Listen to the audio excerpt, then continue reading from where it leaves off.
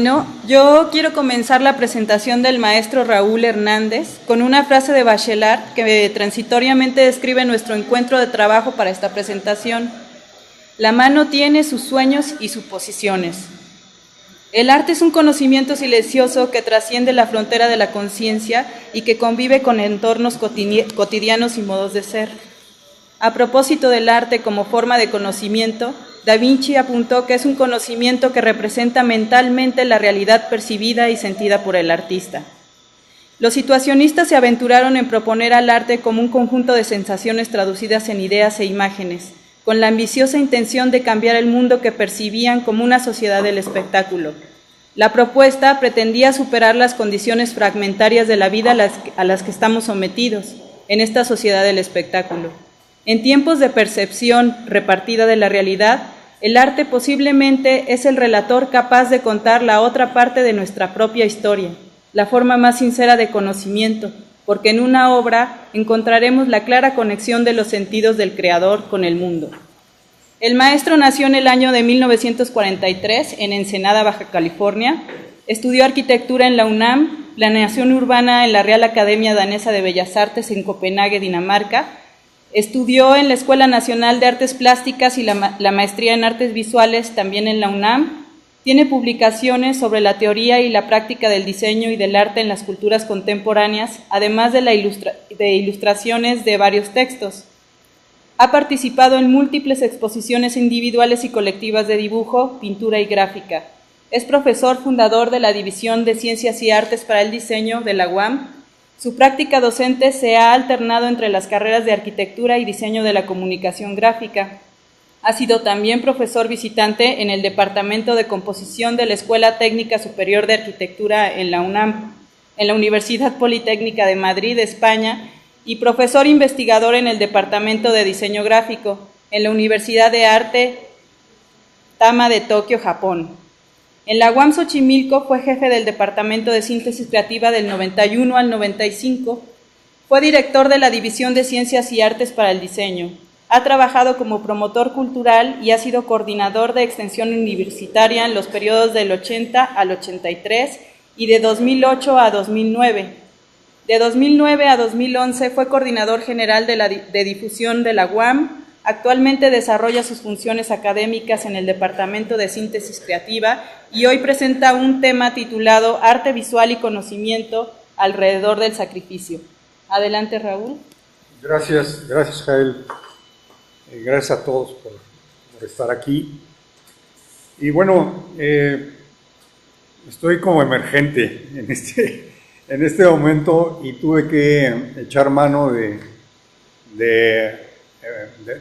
un trabajo que tuve que recientemente revisar porque está propuesto para incorporarse como bibliografía al tronco interdivisional por algunos profesores de biológicas y se refiere al arte como forma de conocimiento y lo ejemplifico con una exposición que no es reciente, es una exposición bastante añeja, por allá por 1988, fue que la expuse en la Galería Metropolitana, pero me parece que viene al caso porque toca cuestiones muy sutiles y muy profundas para mostrar que el arte puede tener proyecciones impensables a veces, ¿no? Y bueno, yo quería insistir en el arte porque muchas veces el arte ha sido proscrito en nuestras escuelas de diseño y de arquitectura y yo creo que depende mucho de la época para ver cómo se le considera el arte, la arquitectura y el diseño. Yo los considero arte, pero a veces no podemos hablar así de estas disciplinas. Sin embargo, el enfoque del arte permite otras facetas, otras formas de análisis y de conocimiento que el enfoque meramente diseñístico no lo permite. Entonces, bueno, yo reivindico al arte como producto cultural, igual que la ciencia. y la tecnología, ¿no? Porque también fue generado por dificultades humanas, como también fueron generadas así las ciencias de la razón, ¿no?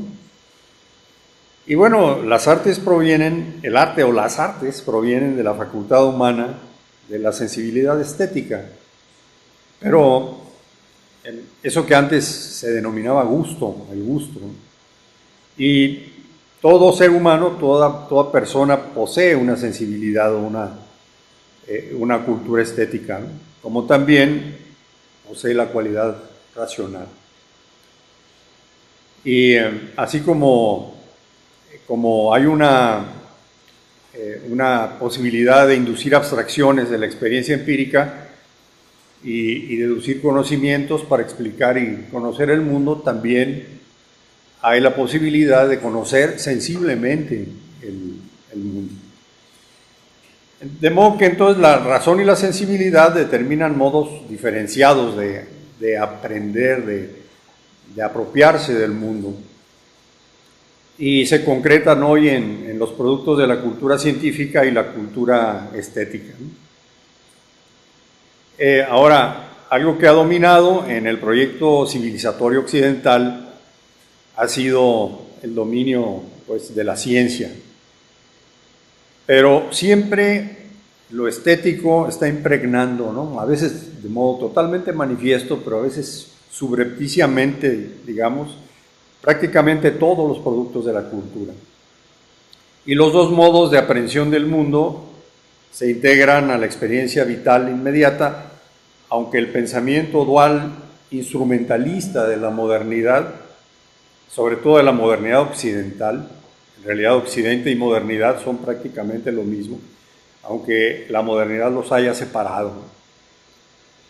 Ahora, el método científico y el conocimiento teórico implican una técnica para la comprobación de un objeto cualquiera o la disponibilidad o posesión de una técnica semejante. Por técnica de comprobación o demostración se entiende cualquier procedimiento que haga posible la descripción, el cálculo y la previsión controlable de un objeto. Y por objeto se entiende cualquier entidad, cosa, hecho, realidad o propiedad que se pueda someter al proceso ¿no? de comprobación, análisis, etc. Pero los hechos artísticos no se prestan tan fácilmente a estas taxonomías y a comprobaciones definitivas. A diferencia de la ciencia, el arte, en términos generales, no tiene que demostrar, solamente muestra. No plantea explicaciones causales científicas, sino exposiciones básicamente estéticas, que pueden sistematizarse y van siempre dirigidas a la experiencia.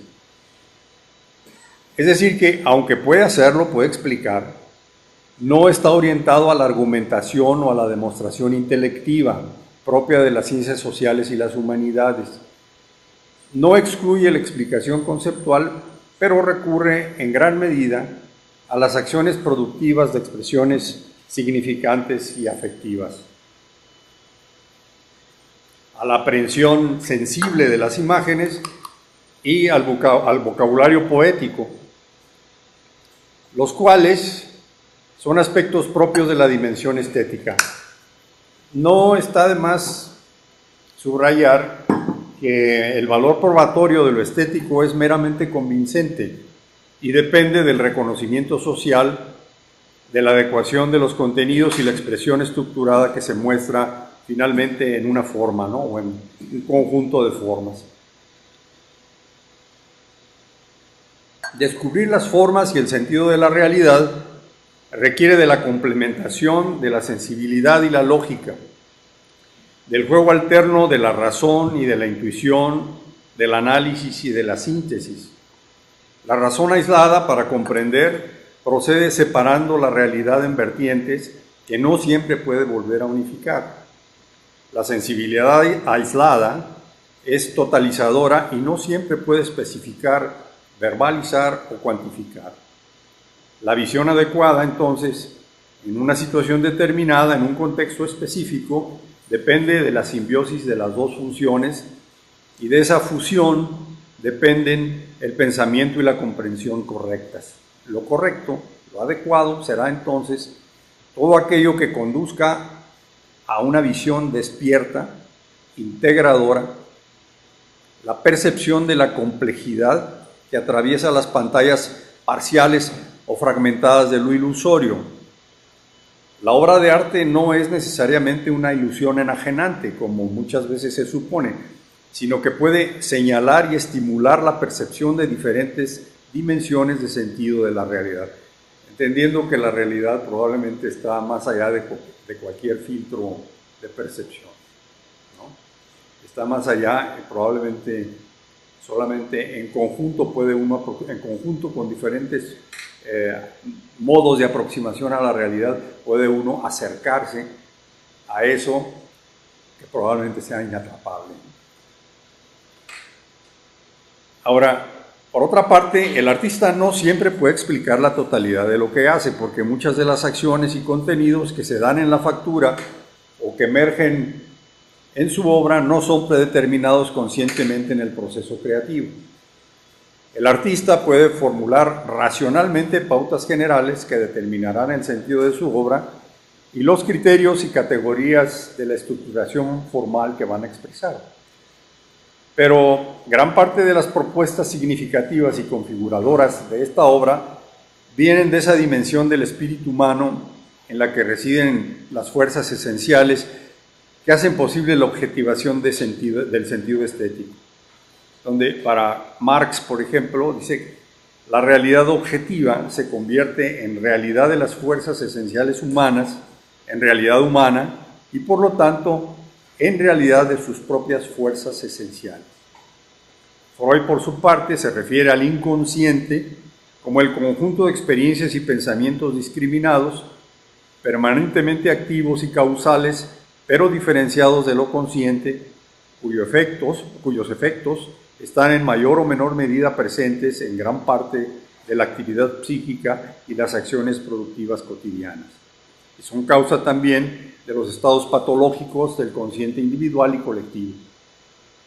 Sin embargo, posteriormente, y aunque de forma imprecisa, Freud también considera el fenómeno del sentimiento oceánico, dice, de unicidad, de pertenencia a una totalidad y de participación de una energía creadora supraindividual, el cual, sin considerar que se ubica en un ámbito preciso, genera la certeza de una dimensión más amplia de la conciencia, más allá del yo, del ego, ¿no?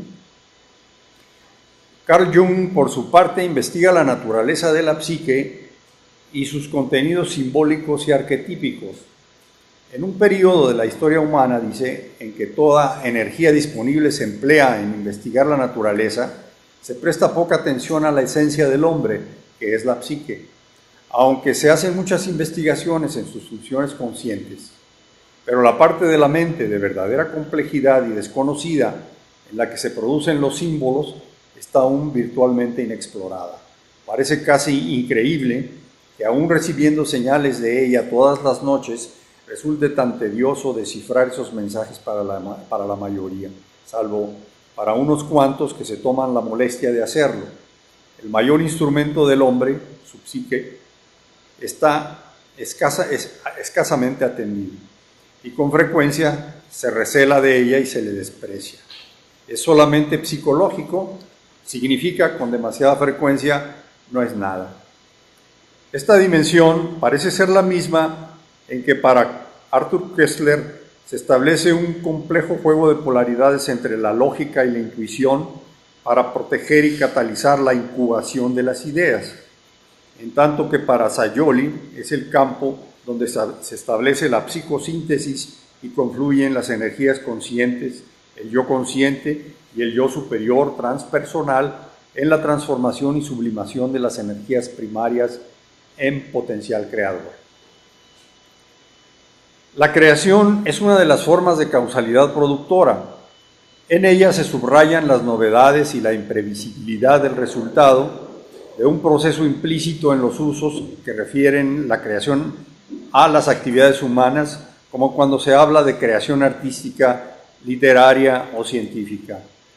La creación, no obstante los sucesos imprevisibles que con frecuencia la caracterizan, de los saltos al vacío y de las llamadas cajas negras, parece ser una secuencia de iteraciones múltiples, de conexiones entre distintos niveles del pensamiento consciente y la inteligencia sensible, con diversas modalidades de la intuición.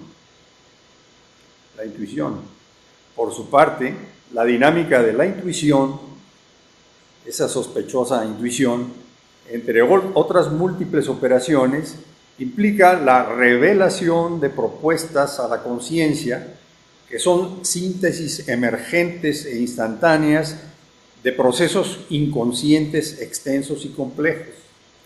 La máxima presión de búsqueda sistemática, que lleva a la razón hasta el límite de sus alcances, madura las condiciones y acumula la atención necesaria para disparar la participación intuitiva con sus inmensos saltos parabólicos. Comparar la intuición con las fuentes brotantes de una complicada red de corriente subterránea puede ser procedente. En todo caso, la investigación en sentido extenso es un recurso legítimo de todos los campos del conocimiento, incluyendo el de la creación estética y su agente subalterno, la producción artística.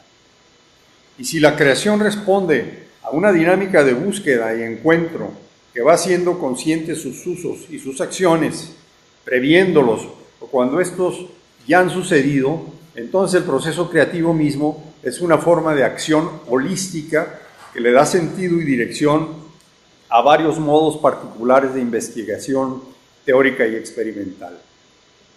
La naturaleza orgánica, iterativa y multidimensional implícita en la causalidad de ese proceso creativo y cuya mutabilidad no contradice sus invariantes tipológicas, nos lleva a identificarlo con una modalidad amplia de investigación, integradora de aquellas investigaciones específicas que en términos estrictamente básicos o de aplicación aportan conocimientos objetivos para ser incorporados a su proceso.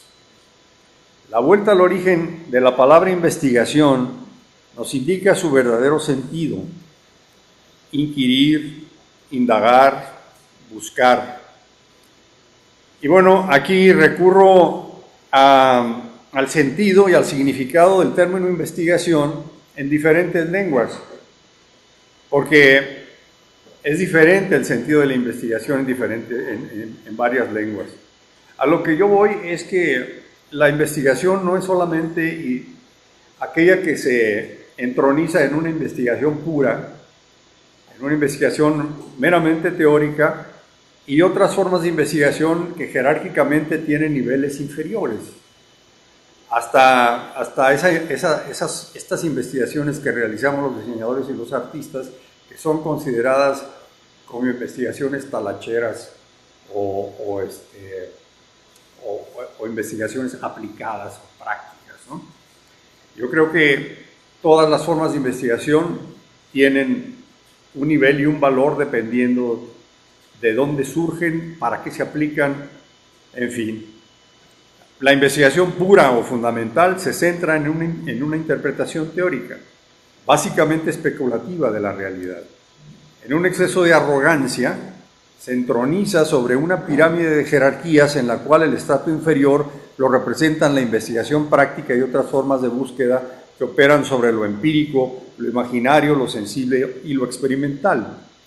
Una estratificación de este tipo privilegia los usos del pensamiento conceptual y la habilitación de la memoria intelectual, minimizando la relevancia de la memoria orgánica y la inteligencia corporal, las cuales hacen posible que mediante la acción se desarrolle la intuición. Ignora que particularmente en los campos de la cultura estética, la práctica y la experimentación son de gran importancia porque la habilitación corporal estimula la del cerebro profundo.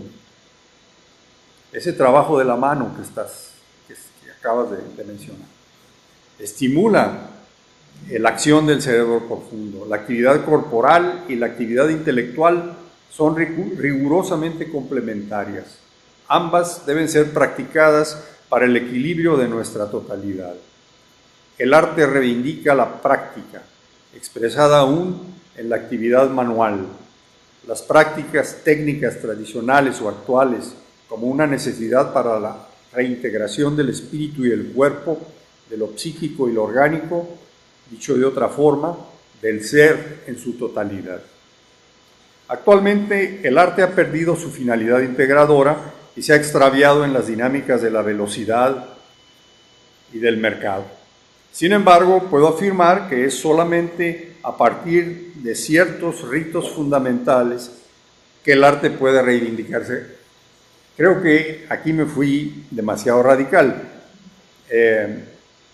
Sin embargo, me interesaba poder recurrir a ese ejemplo que para mí fue muy importante, el que van a ver en un momento. Para cualquier otro propósito, el arte actual participa de la banalización generalizada del consumismo y la masificación. Como sustento de los símbolos modernos, el arte ha languidecido y sus funciones las cumplen otros sistemas de la cultura estética contemporánea, como el diseño, por ejemplo. En gran parte del llamado arte moderno, la conexión de las formas primarias de la materia y el espíritu se fue diluyendo hasta ser eventual o inexistente. Su separación es otra expresión simbólica del estado psíquico del hombre del tercer lustro del siglo XXI. Su alma ha perdido sus raíces y la disociación, más que una amenaza, es ya una presencia. Según Octavio Paz, los artificios racionales, intelectuales, como la geometría, no son suficientes para crear símbolos. Y Carl Jung señaló que un verdadero símbolo aparece solo cuando existe la necesidad de expresar lo que el pensamiento no puede pensar, o aquello que es adivinado o sentido. Los elementos esenciales del rito no pueden ser pensados, pero deben crecer de nuevo, escribe Jung, desde las profundidades olvidadas, si van a expresar las más profundas revelaciones y las más sutiles intuiciones del espíritu, amalgamando, por tanto, la singularidad de la conciencia del presente con el pasado ancestral de la humanidad. Bueno, creo que esta enorme abstracción necesita de una ejemplificación y vamos entonces a recurrir al audiovisual.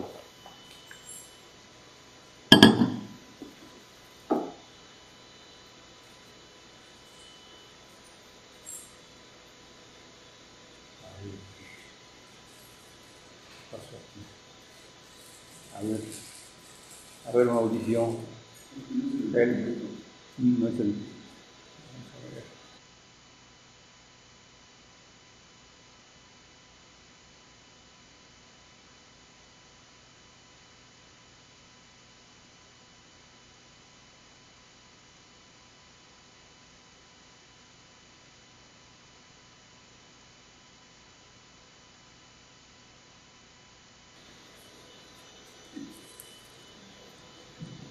Bien.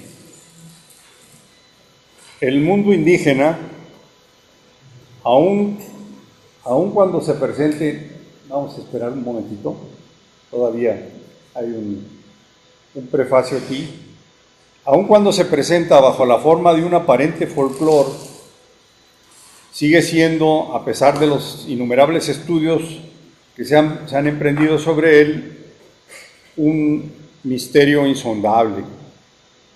Misterio, como en el caso de las pinturas rupestres de la Baja California, sus autores, las circunstancias en que fueron pintadas y su probable o improbable significado. Misteriosas son también las ceremonias rituales y religiosas o mitológicas de grupos étnicos como el Cora de la Sierra del Nayar, en las cuales, a pesar de varios siglos de sincretismo religioso, siguen predominando las viejas creencias y el culto a las viejas deidades. Ante esos misterios solo caben dos actitudes: la del estudioso, que procura desvendarlos sistemática, metodológicamente, o la del artista, volvemos, que al rescatarlos para el arte, los reinventa, creando con su propia poesía nuevos misterios. Esta última ha sido mi actitud. La indagación en las identidades del México profundo me ha llevado a trabajar sobre las estructuras sígnicas, simbólicas y alegóricas contenidas en los ritos del noroeste de México, en particular las pinturas rupestres y el sincretismo de las ceremonias indígenas. En espera de que especialistas en varias disciplinas, geólogos, arqueólogos, historiadores, estetólogos, descifren las grandes incógnitas que hombres y mujeres desconocidos dejaron hace muchos siglos en las paredes y bóvedas de las cavernas. He tratado de que el arte del pasado peninsular y el del pasado y el presente de los coras, como arte vivo, genere nuevas manifestaciones en mi trabajo artístico y nuevos conocimientos alternativos. La serie pictórica Alrededor del Sacrificio es el resultado de mis observaciones en la Tierra de las Cuevas Pintadas, en Baja California, donde nací, y mi experiencia durante una Semana Santa con los coras de Jesús María en Nayarit. No tuve la pretensión de aclarar las grandes incógnitas religiosas y mágicas de los coras. Si acaso tuve el propósito de establecer la relación recíproca de signos distantes, en una secuencia que revelara los contenidos cruciales de un drama cosmogónico representado concomitantemente en dos puntos remotos del país. Uno bajo la forma de pinturas cuya fecha ignoramos, otra de ceremonias de larga tradición. Lo importante desde mi punto de vista, el artístico, era ir más allá de lo meramente lingüístico, lo antropológico, lo etnográfico y lo arqueológico, para ofrecer mi propia visión del mundo espiritual de los coras y del pictórico de San Borjita, con sus paraísos y sus infiernos, o con sus esperanzas y sus temores. No he tratado de hacer una crónica testimonial, ni de semantizar un discurso de significantes visuales como un juego puramente estructural. Por el contrario, he querido reinventar un misterio de formas a partir de significados misteriosos. No he recurrido al pastiche, sino que he insistido en encarar con libertad la conversión de los rituales en obras pictóricas. La secuencia principia con la ubicación del acontecimiento. El mundo cora entre cuatro moradas cardinales sagradas. La región que está situada entre Zárate, el altar de Oriente, el lugar del nacimiento de la luz en la aridez. Huáhuata, la morada de las aguas y los ríos, el lugar donde la luz se hunde en las aguas. Huameche, la morada de los pinoles, el lugar de la exuberancia. Záreme, la morada de la diosa de la izquierda, el lugar de la oscuridad y la dureza.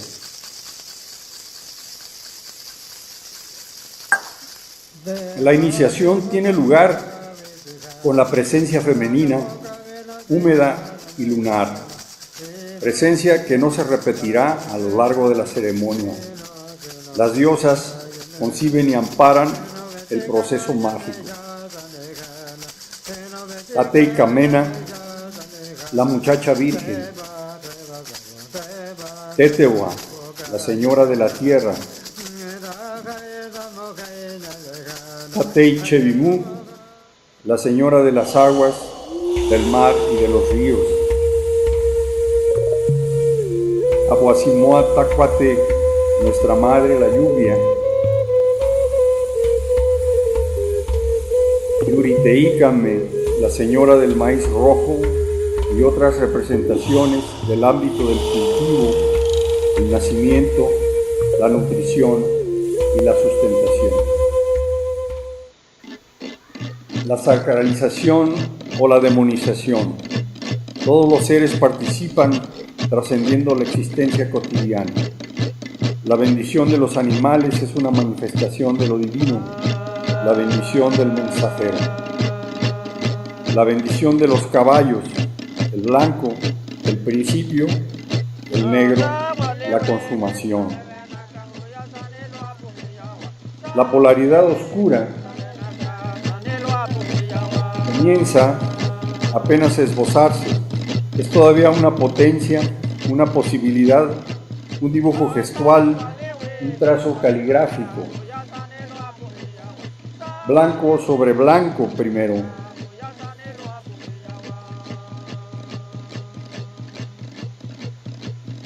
Negro sobre blanco ahora. Al borramiento de la imagen humana le sucede la aparición de los demonios y de las bestias. Comienza aquí el nacimiento de la Judea, la fuerza opuesta a la luz que sin embargo complemento necesario de la noción de la luz misma. La manifestación del oscuro es acumulativa y se concreta silenciosamente el martes por la noche en la procesión de la Judea. Un centurión blanco conduce el intangible desfile de las blancas bestias, los reptiles, los búhos, los venados. Regresan una vez más los seres primordiales que existieron antes de la creación solar. Se prefigura la presencia amenazante de la gran serpiente que emana del río para consumir a los hombres. La amenaza del opuesto se va acercando a la deidad luminosa Tayau, nuestro Padre, el Cristo venado sol que resplandece en el acoso, sabedora de su destino. El tiempo se ha cumplido y ha asumido ya todas sus formas. Tetayau, el hombre dios venado con la cabeza envuelta en llamas, Joveahuacan, dueño del peyote y del maíz, Moaxatequilen, el venadito solar. La serpiente negra azota lo sagrado y el ejército del oscuro cobra conciencia de sí mismo.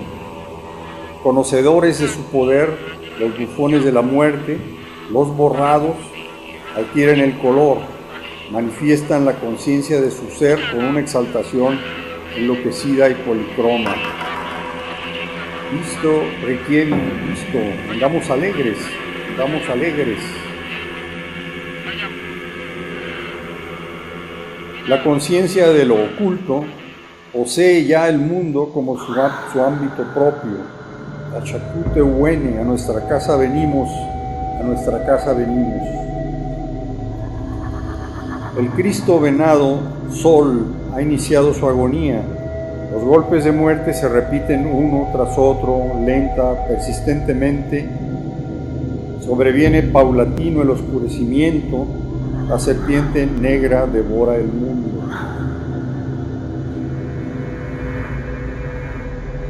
La muerte se acompaña de una erotización incontenible.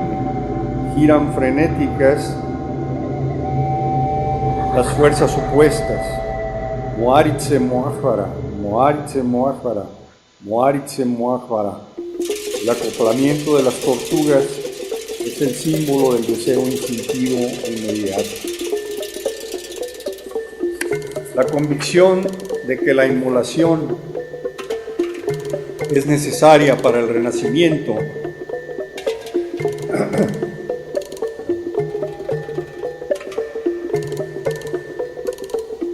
La convicción de que la inmolación es innecesaria para el renacimiento, para la renovación de la vida, implica la ruptura de todas las ataduras, suspende todas las oposiciones.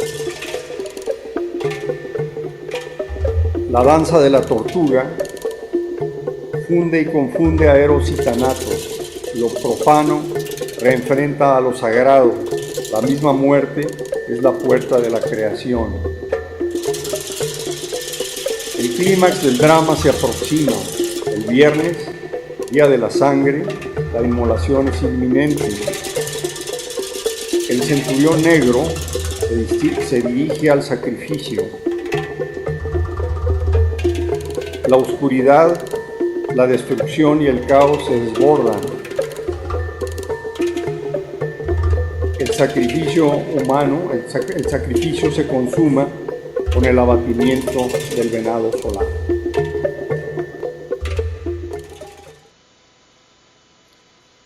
Sin su opuesto, la Judea se disuelve, se consume a sí misma.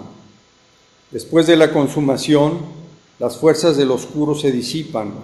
Lo que nace del río regresa al río, a la fuente esencial.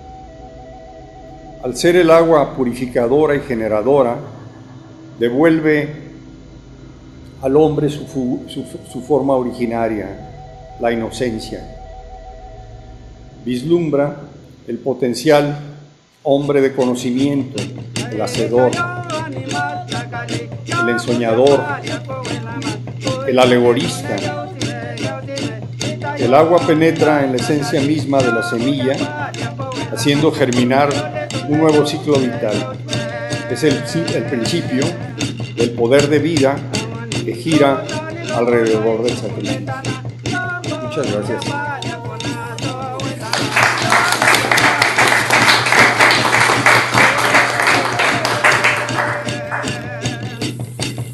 Muy bien, vamos a los comentarios. ¿Quién quiere comenzar? Roberto Vélez.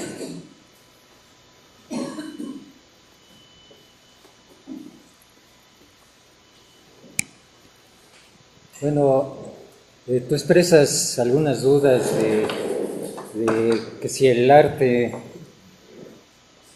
que cómo se puede valorar y que luego es medio subjetivo y todo eso, pero ahorita veo estas imágenes, me parecen extraordinarias, que también quisiera que nos explicaras un poco más cómo fuiste haciendo todo eso, así como lo de el documento que vas a hacer para el tronco divisional. Yo quisiera más información, pero volviendo a lo del arte, me parece que el arte se produce cuando el hombre quiere expresar lo mejor, lo más perfecto, y expresar cosas que no tiene nada más ahí, ¿no? O sea, y que muchas veces se ve claro en donde una obra de arte no le falta nada, tiene un equilibrio, tiene una proporción, tiene una relación de colores, o sea, yo creo que sí se puede entender lo que es arte, y además el arte produce dinero, ¿no? Es de las cosas que más dinero producen. ¿Y por qué? Pues porque a algunas personas eso los llena, bueno, y que no tiene que llenarlos a todos, ¿no? Entonces, yo creo que sí valdría la pena tratar de meter el arte en todo lo pues, sobre todo lo de esta división, ¿no?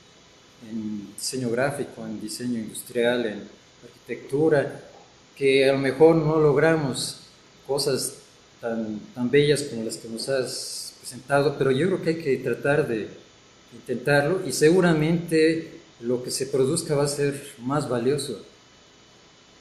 Entonces, ese es mi comentario, y a ver si nos pudieras explicar un poco más, ¿no? Sí, bueno, sí, si te interpreto bien, son dos preguntas. ¿Cómo se generaron las pinturas? Y luego, ¿qué es? Sí, pues, ¿qué es para nosotros el arte? ¿Qué es para nosotros en la universidad, en la división de Ciencias y Artes para el Diseño, y cómo incorporar el arte a la enseñanza? No sé, está bien. Pues allá por el 79, más o menos, tuve la oportunidad de ir a Jesús María. Yo no hice nada, me llevaron, y entonces la experiencia fue tremenda, contundente. Durante un año no pude hacer absolutamente nada, empezando porque allí no se podía fotografiar. Entonces yo tenía que tomar apuntes un poco subrepticios cuando regresaba a la casita donde estábamos en las afueras y entonces ahí hacía notas, dibujaba. Y bueno, pasaron varios años y estuve trabajando, se generaron alrededor de entre 300, 350 piezas, entre muchas otras, bocetos, dibujos. Y poco a poco fue tomando forma, gracias a un amigo que entonces dirigía artes plásticas en la Dirección de Difusión Cultural de la UAM. Y gracias a un amigo antropólogo, y entonces empecé a leer muchísimo sobre las culturas del noroeste y sobre todo sobre los coras y los huicholes, que son como primos emparentados. Aunque los coras son como histriónicos, son actores, no hacen el viaje a Viricuta, ¿no? No hacen el viaje físico a la tierra del peyote, pero y no hacen ese gran performance, digamos, ese gran viaje, ¿no? Sino que lo representan en varios lugares. Uno de ellos es Jesús María y el entorno. Pero para mí también fueron muy importantes las cuevas de San Francisquito, San Borjita, en el centro de la Baja California, muy cerca de Loreto, donde es difícil llegar. Entonces, pero los animales, esos animales rituales, la tortuga, la serpiente, el venado solar, como que son comunes, se extienden en la parte alta de California y el noroeste en general. Y entonces hay muchos elementos comunes. Y bueno, pues yo soy baja californiano, entonces no podía también imitar o simular a los coras. Y lo que hice fue una mezcolanza. Allá hay de todo, hay dibujos, no tiene una regularidad, no tiene una homogeneidad, porque hay una serie de piezas que son abstractas, con las que de alguna manera representé el entorno mítico, esta división en 4 secciones del mundo, que también es común a la parte de Mesoamérica. Entonces fueron generándose imágenes, y decidí dejarlas así. Y entonces, bueno, me animaron a trabajar bien duro y a seleccionar, y se presentó aquella exposición en el 88. Tardé como unos 3 años haciendo la serie. Y de esas 100 piezas fueron exhibidas ahí en la Galería Metropolitana. De esas 100 piezas pues, se han dispersado por todos lados, no sé por dónde, pero muchas. Y lo que me queda son algunas, incluso ni siquiera llegué a fotografiar todo, hay algunas diapositivas que traté de recuperar. Desgraciadamente la proyección no es buena, está muy cargada de luz y de contraste, pero dan una idea de lo que fue la serie, ¿no? Con relación a lo del arte, a mí me preocupaba mucho. Yo nunca me he sentido artista, ¿no? Yo no soy artista, ¿no? Yo soy un operador de formas, trabajo formas, y soy arquitecto. Pero pues, al entrar en la universidad de tiempo completo, cuidado, porque yo les aconsejaría a los alumnos que un pie lo saquen de la universidad y que no dejen la práctica, porque la práctica profesional es la fuente también de mucha experimentación. Es riesgosa, es difícil, sobre todo en este momento, porque un arquitecto necesita muchísimas cosas. Por eso también me refugié en las artes visuales, pues son directas. Son directas, y lo más directo es un lápiz y un papel blanco. Y entonces no hay intermediaciones. En cambio, para hacer arquitectura se necesita, es como una orquesta. O hacer cine, es como hacer cine también. Se necesita un ejército de personas, de apoyos y mucho dinero, buscar recursos. Y las artes visuales pueden ir directamente desde lo más simple. Entonces, y yo creo que cumplen un papel muy importante en la formación de los diseñadores y los arquitectos. Cuando estudiaba, llevábamos muchos años de dibujo al desnudo, ¿no? Yo trabajé y fui ayudante del Charro Medina, un extraordinario arquitecto, pintor, dibujante. Ahora, también es necesario desaprender para no dibujar como arquitecto lo que no es arquitectura. Dejar de dibujar con ejes y las relaciones geometrizadoras y todo este tipo de cosas es importante. O sea, es un desaprendizaje constante también, mientras que se ahonda el aprendizaje de la arquitectura también. Entonces, yo por eso creo que cuando yo llegué acá, hablar de arte estaba prohibido. Sin embargo, era como pecado porque era muy sospechoso. Pues en México estaba lleno de artistas, pero no había diseñadores suficientes. Y buenos arquitectos también, pero en la modernidad pues, se separaron los caminos, ¿no? El arte y la arquitectura.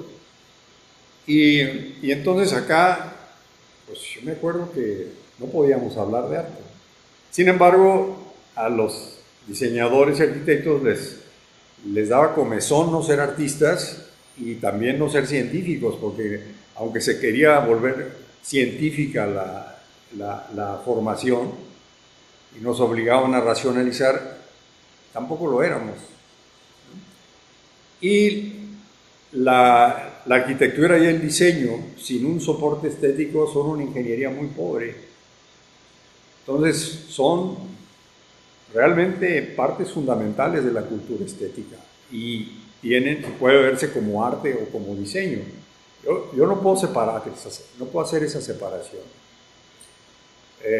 Y el estado del arte de la arquitectura es el arte, es el arte arquitectónico.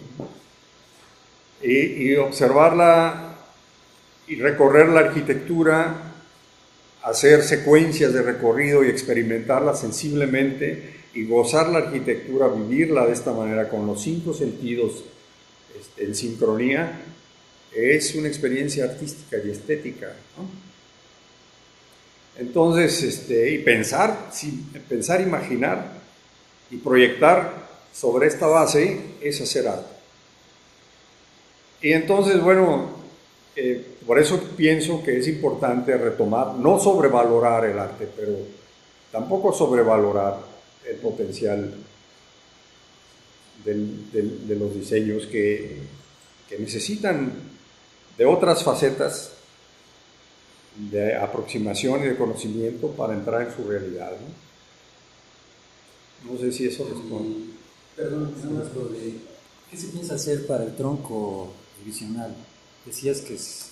No, es el interdivisional. Para cuando llegan los muchachos, sí, hacerles ver por qué es importante el arte en la formación universitaria. Y entonces les presentan esto, ¿no? Les presentan esto y les dan las lecturas. Esto se publicó en Ometeca, una revista en un número que publicó la Universidad de Pensilvania, que coordinó por José Soreda de aquí. Salió publicado y ese documento se les da a leer. Tiene algunas de las imágenes. A esto le faltan muchas, pero aquel solamente La publicación solamente tiene 10 imágenes. Pero da una idea, ¿no? Gracias. Perdón. Maestro Cirano. Sí. Maestro Raúl. Estaba Lucy también allá, me parece así. ¿La maestra? Sí, lo voy a contar. Acá, maestra.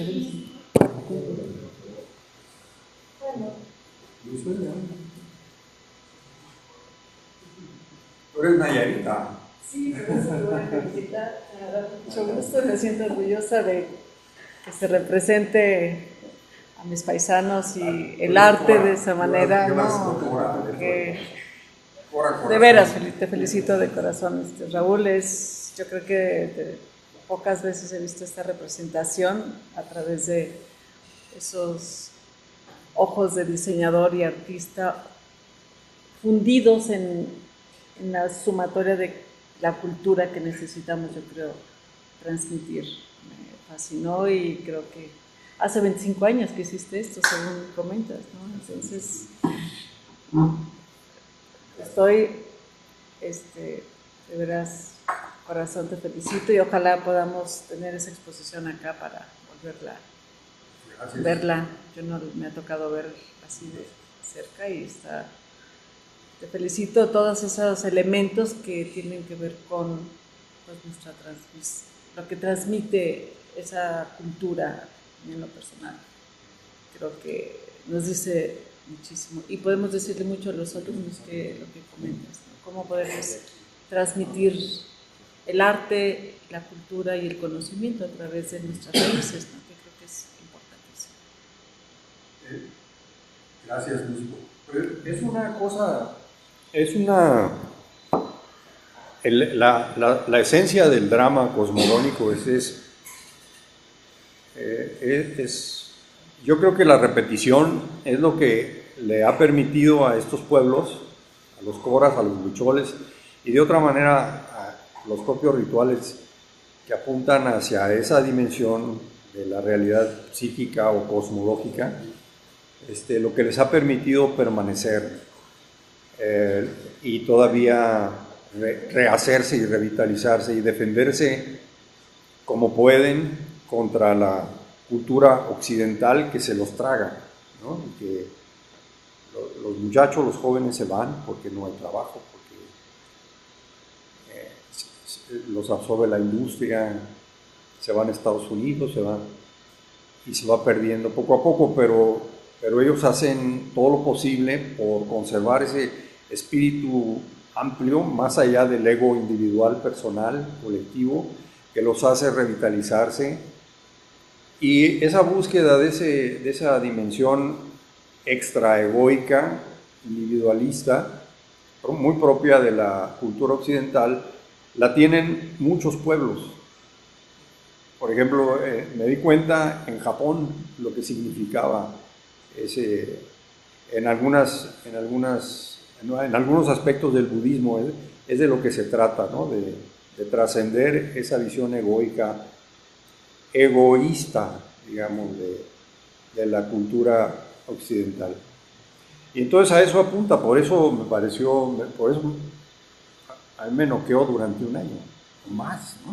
Yo te invitaría a que si pudiera hacer un ejercicio con esa forma de que tú absorbes esas tradiciones de nuestro país con unas imágenes sexas.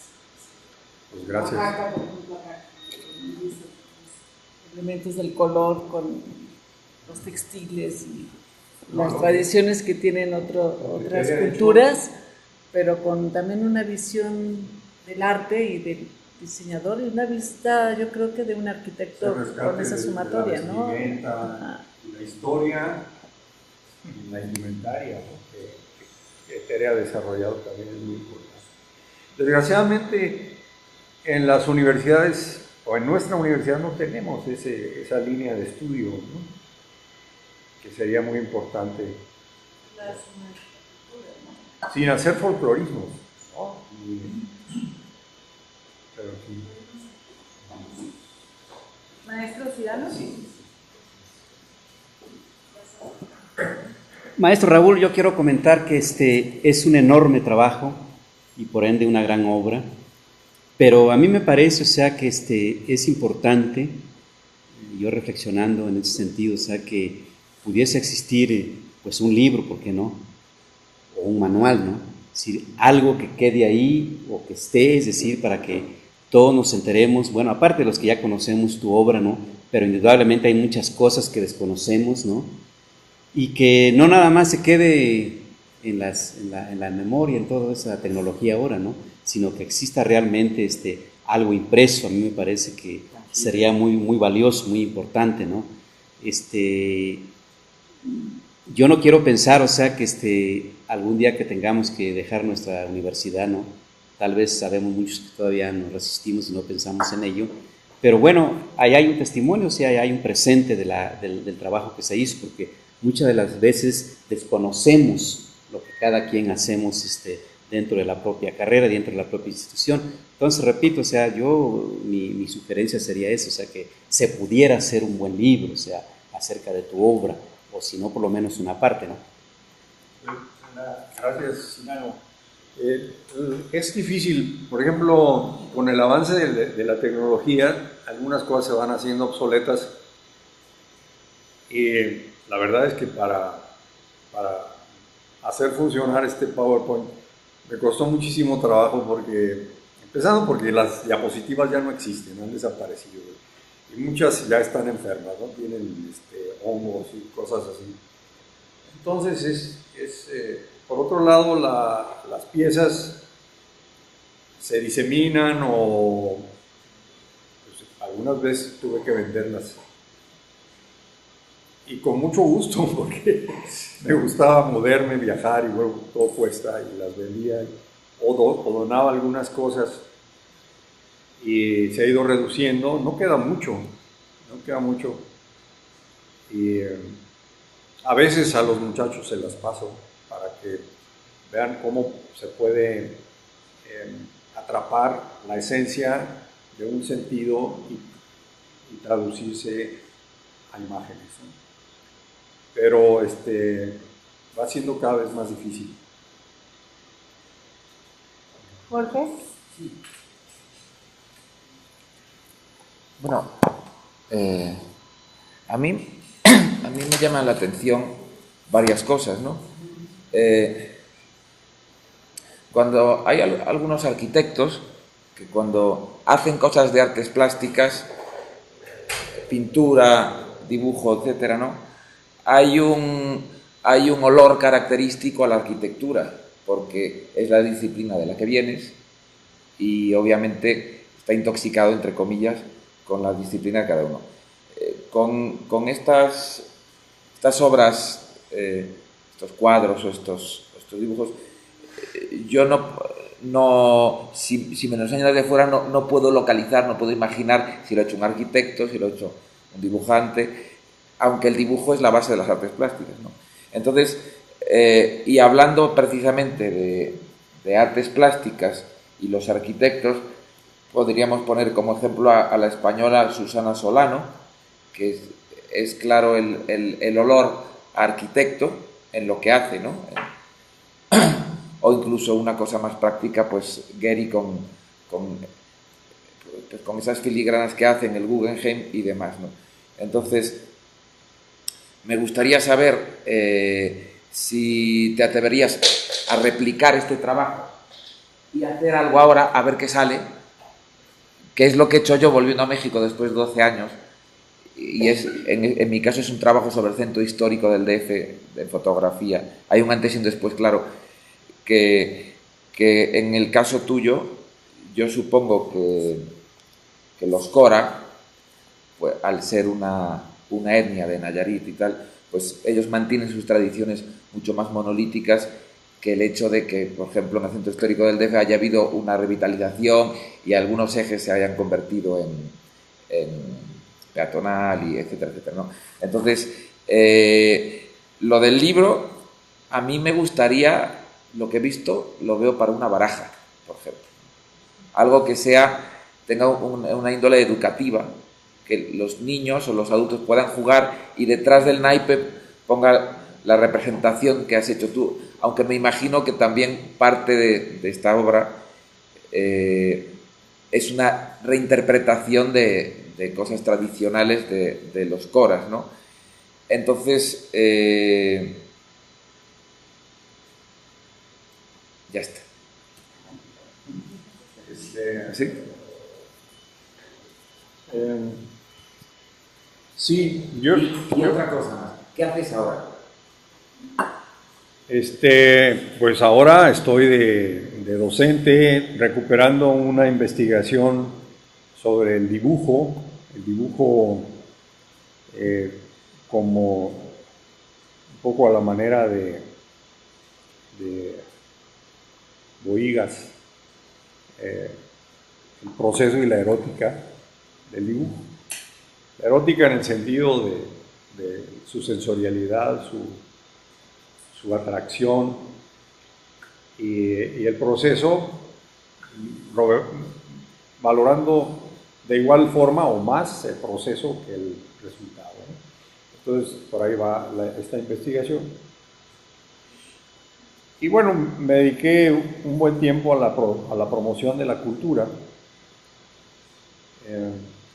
pensando también en estos elementos, estos valores, y los de la propia universidad, que tiene una, no sé si puedo hablarse de una filosofía, pero una serie de principios muy interesantes que aluden a esta visión social o más amplia, ¿no? Una aproximación a lo colectivo, las fuentes de las culturas. Y bueno, sí, esto quedó durmiendo durante mucho tiempo. A veces lo saco, lo ventilo y todo, pero no ha habido tiempo de hacer otra cosa. Lo de la baraja suena muy interesante y me remite a lo que está haciendo Carlos Amorales. Carlos Amorales es el... Amorales sí, es una síntesis de los apellidos paterno y materno. ¿Está en el Tamayo? Pues hay que ir a verlo. Porque Carlos Amorales es un muchacho joven todavía, muy joven, yo pienso, con una creatividad impresionante. Tiene de dónde sacarlo, porque su padre es Carlos Aguirre, que trabaja aquí con nosotros, que es un gran artista. Y afortunadamente trabajo con él en este momento. Damos clases juntos. Y entonces, él ha hecho una baraja, pero vectorizando su dibujo, utilizando todo el instrumental, toda la parafernalia virtual, y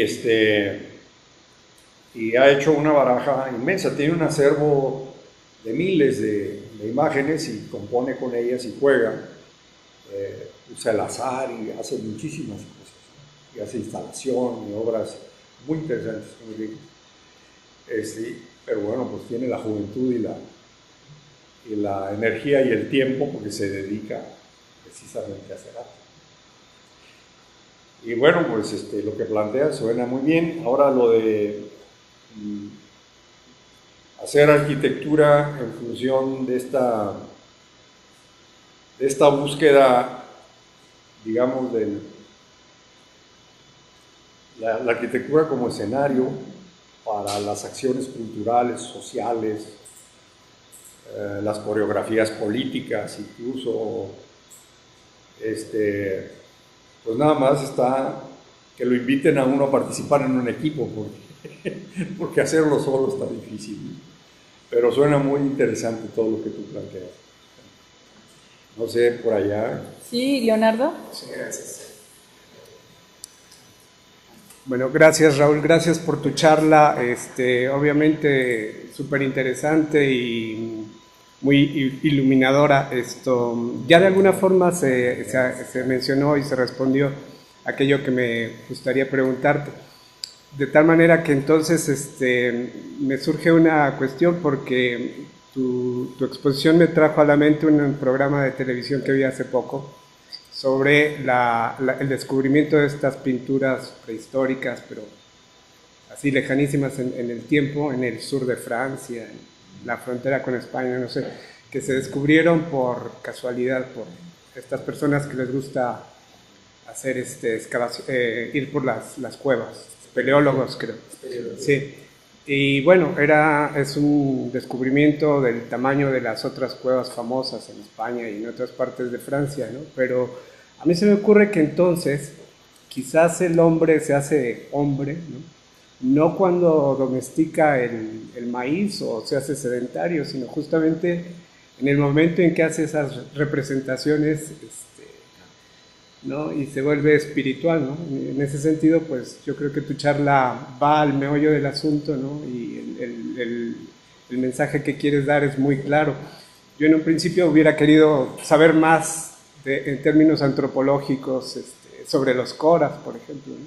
Pero me doy cuenta que quizás pues no importa si en el fondo el mensaje es esto, ¿no? Es el arte y la espiritualidad, ¿no? Que tú captaste y que a la vez reproduciste.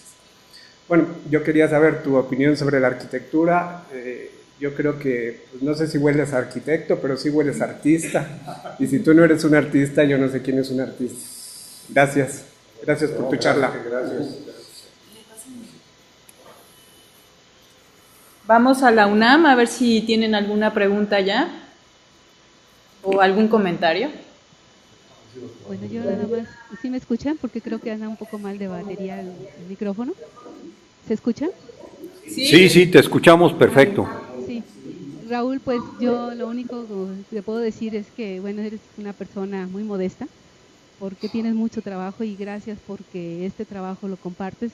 Muchas personas te han preguntado y me han preguntado y bueno, he oído comentarios que querían ver tu obra y la verdad es un agasajo, aunque somos pocos, pero finalmente vimos esa representación del manejo del color y sobre todo ese contenido, ¿no?, que tienen todas estas formas, que creo que es una de las cosas que debemos acercarnos mucho a nuestra cultura del pasado.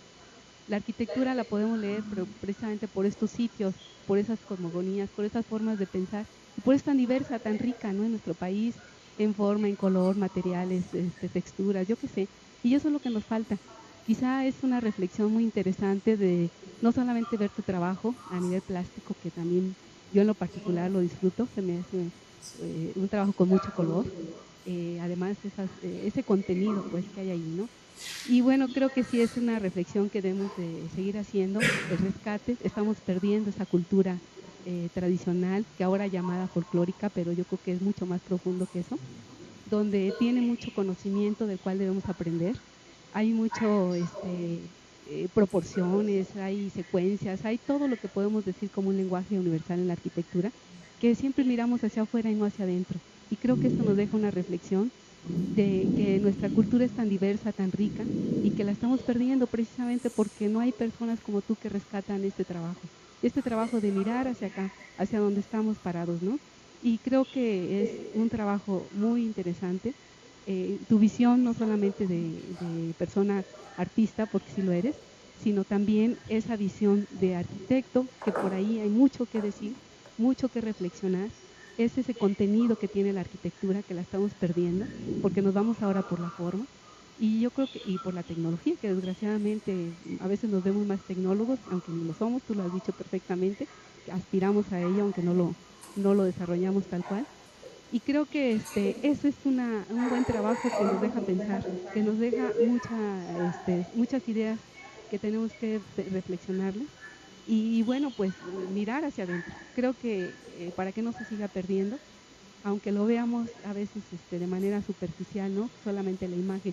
Tú has dicho muchas cosas profundas y me parece importante que quede la reflexión, quizá en ese libro, quizá en otro material, para que no quede la imagen suelta, ¿no?, para que no quede igual en una interpretación a veces de ver una forma y color, sino también ver ese contenido, ese pensamiento profundo, esa reflexión que tú has hecho. Muchas gracias y a mí me deja pensando mucho. Muchas gracias. Gracias, Lili. Gracias a todos ustedes. Sí. Bueno, Raúl, ¿me escuchas?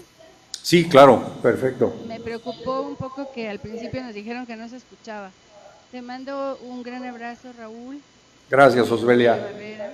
Sí, Yo veo que tú tienes un trabajo que pocas veces he visto, porque el artista a veces no hace la investigación que tú has hecho. El investigador no produce obras de arte como tú las has producido y tampoco a veces se hace la reflexión que tú has hecho. A mí me parece importantísimo lo que estás haciendo y además Lili dijo que somos pocos, pero yo creo que tendremos que ser muchos porque me parece que tu trabajo se debe de difundir y yo te ofrezco humildemente hacer una gestión en Sonora y en Baja California. Me ha tocado estar allá en las Cineas, en donde se presentan, y tú lo sabes, la flor y digamos que lo más nutrido de la cultura regional.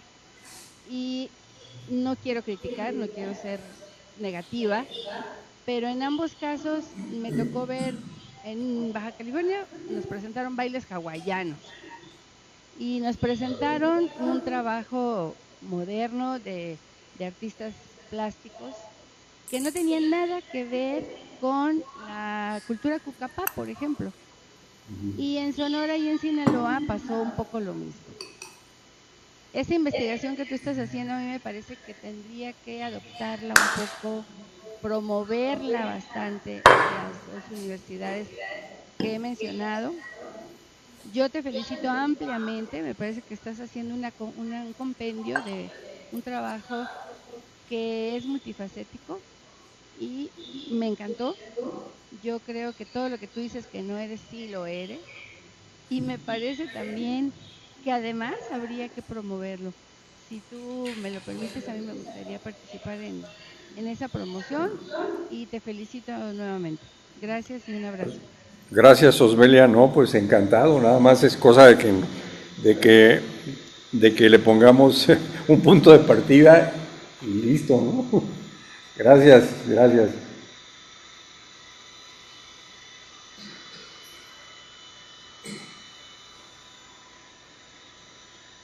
Sí, Sí, ¿se oye? perfecto. Sí, yo tengo dos preguntas. Nada más, la primera es si puede profundizar un poquito más en esta inteligencia corporal y cómo estimula esto el cerebro profundo. Vamos a hacer lo primerito. Y lo segundo, si pudiera usted proponer alguna salida a esta ruptura, esta amenaza que hay al disociar hombre y espíritu, que fue con lo que cerró la parte teórica de la exposición. Gracias. Bueno, ese libro reciente de Johanny Palasma, el de la mano que piensa, habla muy claro sobre esta inteligencia corporal, ¿no? Esta inteligencia sensible. Sí, es la inteligencia que fundamenta, por ejemplo,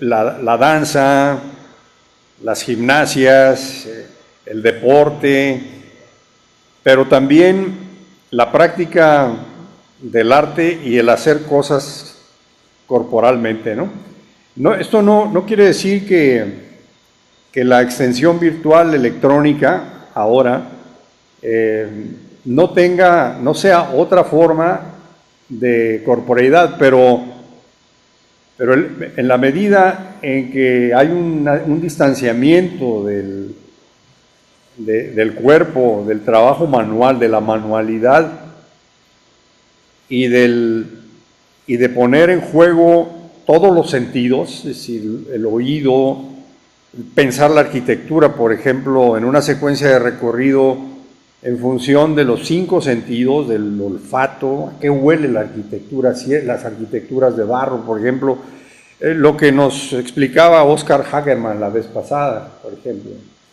implica una inteligencia corporal y una sensibilidad que no está solamente asentada en el cerebro y la manipulación de signos y la computadora, implica la puesta en juego de todas las posibilidades humanas.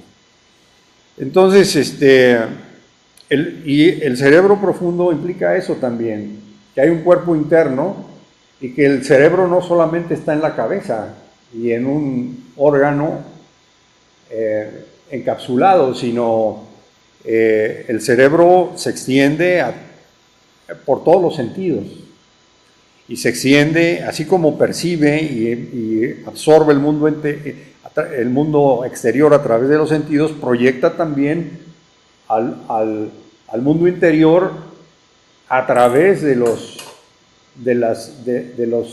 yo digo mucho más de los 5 sentidos. Hay muchos otros sentidos, incluyendo los internos, ¿no? La senestesia, la kinestesia, la sensación de dolor, de calor, de sufrimiento, son formas de acción de otros sentidos también, ¿no? Entonces, ahora hay muchos textos y libros, pero me gusta muchísimo, es muy reciente porque es claro, Johanny Palasma, ¿no?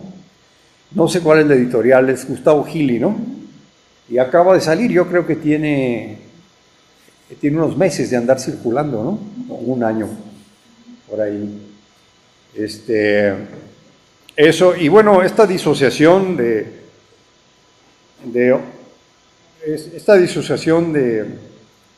pues es muy propia de una fragmentación cultural que viene en este asentamiento radical en la economía solamente, ¿no? En la economía disociada de todas las otras posibilidades de crecimiento, de desarrollo, en fin. Y yo creo que una vuelta siempre al origen, y de eso se trata el ritual, por ejemplo, de que, por ejemplo, el reconocimiento de ese yin-yang que hay en las culturas asiáticas, aquí la polaridad de lo oscuro y lo luminoso está clara, y cuando una de las dos desaparece todo, y se vuelve al vacío, ¿no? Pero a veces es importante ir al origen de las cosas y conocer ese vacío de donde se puede resurgir.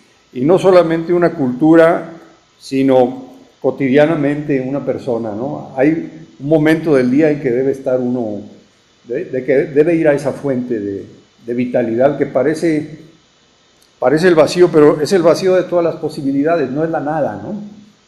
Y tampoco soy religioso, entiéndase, no quiero apostar por una u otra, pero creo que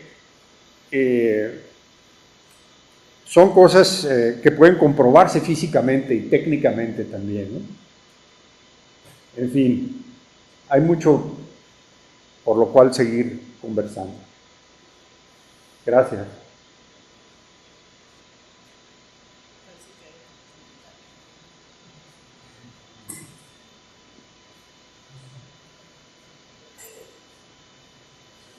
No oímos.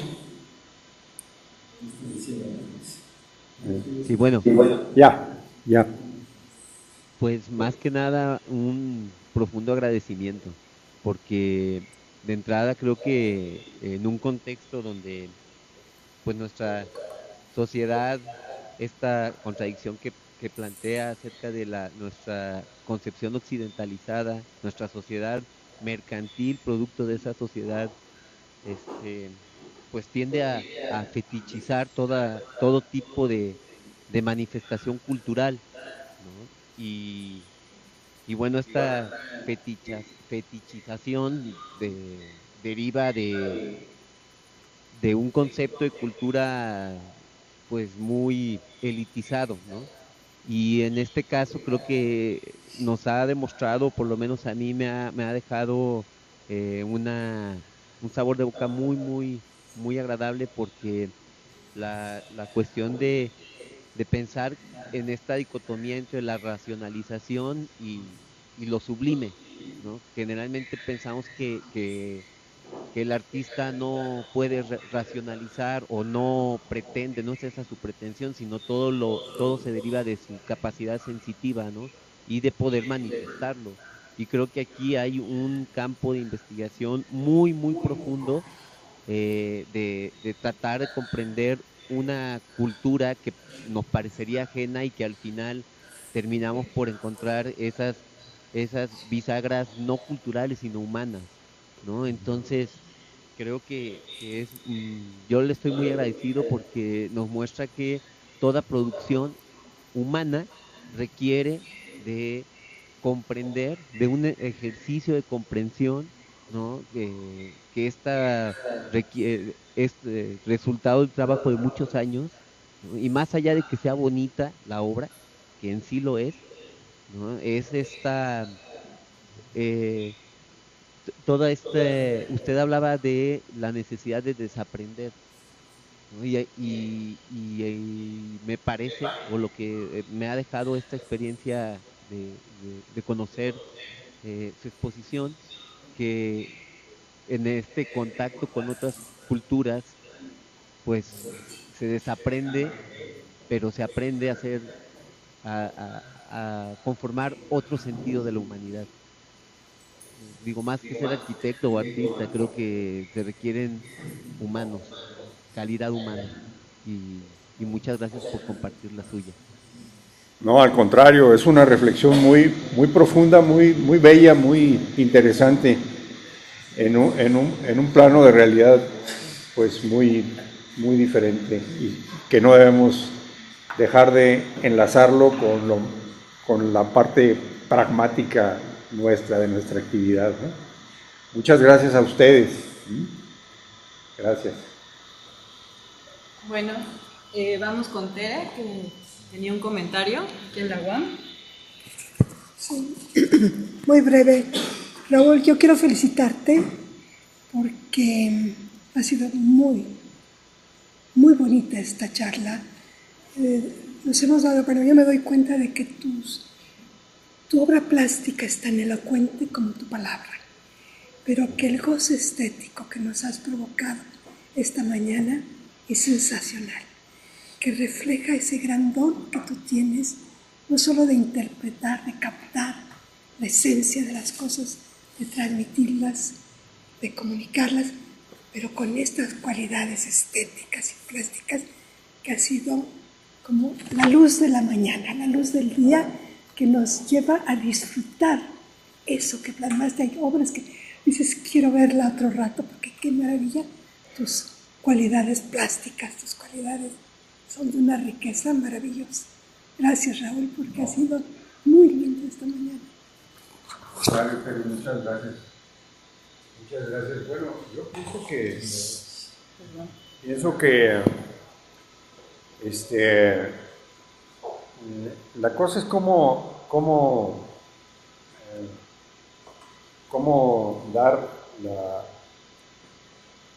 reconocer lo que producen los profesores más allá de la mera rutina programática, y cómo hacer para hacer salir, para educere, pues de educar, en el sentido, hacer salir del mismo aparato institucional estas cosas, ¿no?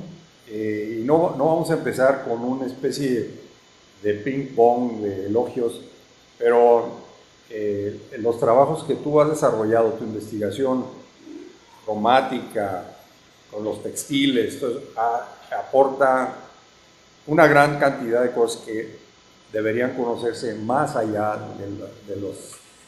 Otro tanto, bueno, ahora, por ejemplo, tengo que referirme a Mario, porque Mario era un hombre de muchas dimensiones también, y percibía muchas cosas muchas cosas más allá de las apariencias, y podía rescatarlas y dialogar con este conjunto de elementos del lenguaje. Está aquí José María Chema, con su arraigo, sus fuentes culturales, por ejemplo, y ese amor por la tierra, por lo que acá llamamos la querencia, del lugar de origen, las culturas del Magreb, la cultura árabe o andaluza, y todo eso que también nosotros participamos de ello. Y muchos profesores manifiestan muchas formas de conocimiento que no las reconoce la división y la unidad. Yo creo que algo tendría que hacerse para de alguna manera, y a lo mejor mucho lo tenemos que hacer nosotros, porque no reconocemos también el valor de estas cosas que hacemos, como para hacer una publicación de los textiles, por ejemplo, más allá de las fotografías que se quedan casi siempre en nuestros muros del cubículo, ¿no? Entonces, la verdad es que algo tendríamos que hacer, o debería haber una línea curricular que recogiera estas cosas o que interesara a los alumnos por estos enfoques. También hay que hacer una cosa, cuidar el ego, porque el ego impide, el ego egoico, chiquitón y latoso, ¿no? Corroe la creatividad también. Y esa es una batalla que hay que hacer constantemente, pero sí creo que este seminario, por ejemplo, ha permitido hacer estas cosas. Es una fortuna. Y sobre todo con los colegas de la UNAM, la verdad, con Delia, Lili, los compañeros, los colegas, otros que han venido también acá, nosotros iremos también por allá. Estamos permitiendo que algo así suceda, ¿no? Pues muchas gracias. Ya no sé. No. Para terminar, yo tengo un comentario. Esta presentación tuvo la facultad de meternos en un trance, porque posiblemente se debe a que es una serie de imágenes que tienen mucha carga simbólica y son arquetipos de esta cultura. Entonces, yo rescataría un poco la propuesta de Jorge de que pensaras en esta baraja, porque es como una enciclopedia de símbolos de la cultura que nos has presentado. Y también pensé en un momento en preguntarte cómo fue el proceso creativo, porque supongo que fue tardado para ti aterrizar en la razón. A mí me costó trabajo salir de estar viendo estas imágenes a poner a mi razón a trabajar. Y me recordó un poco que fue como regresar a este espíritu de los griegos, en donde habían rituales en Epidauro, que era un lugar destinado para la incubación onírica dedicado al dios Asclepio. Entonces me acordé de eso, ¿no? Me puse como en ese estado, así tiene esa facultad tu presentación. Muchas gracias. También es como una iluminación de la mañana, como dice Tere. Gracias, Yael. Muy bueno. Sí, bueno,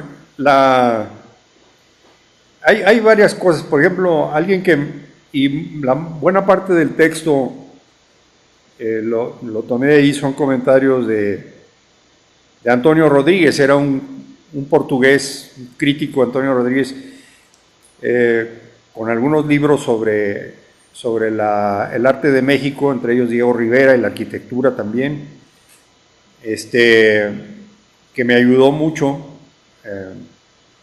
Lo conocí todavía, él me presentó en esa exposición y me enseñó muchísimo. Y un conjunto de libros que son capitales son Los Indios de México, de Fernando Benítez. Todo el ritual Cora está descifrado, el ritual Cora y el ritual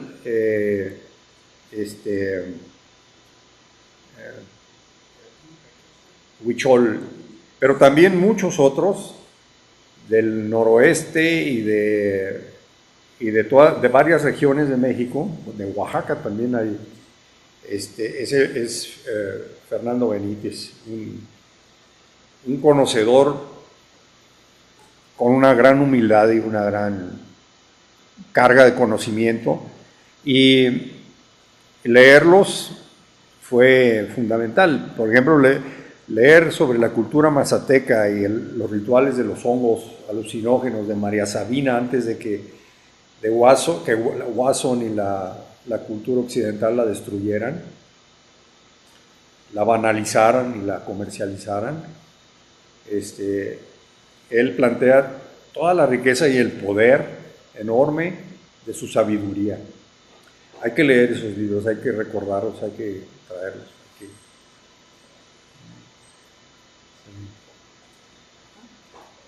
Bueno, pues creo que cerramos esta sesión entonces. Saludos a la UNAM y muchísimas gracias por compartir este trabajo tan importante y tan conmovedor. Muchas gracias, Raúl. Al contrario, gracias a todos. Te entregamos unos libros de regalo y gracias. el reconocimiento. Gracias. Y nos vemos la próxima semana aquí con la ponencia de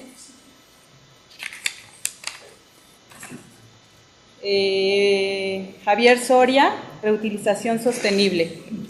Hasta el próximo martes. Gracias.